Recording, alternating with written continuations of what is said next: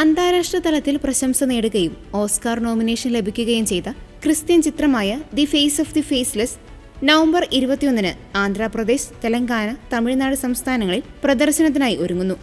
ദിവ്യവാണി social കമ്മ്യൂണിക്കേഷൻസിന്റെ പിന്തുണയോടെ ട്രൈലൈറ്റ് creations നിർമ്മിച്ച ഈ ചിത്രം വാഴ്ത്തപ്പെട്ട സിസ്റ്റർ റാണി മരിയയുടെ ത്യാഗപൂർണമായ ജീവിതത്തെയും പാവപ്പെട്ടവരെ സേവിക്കാനും സ്ത്രീകളെ ശാക്തീകരിക്കാനുമുള്ള അവരുടെ യാത്രയെയും രക്തസാക്ഷിത്വത്തിന് ശേഷം കുടുംബം കൊലയാളിയോട് ക്ഷമിക്കുന്നതിനെയും മനോഹരമായി അവതരിപ്പിച്ചിരിക്കുന്നു.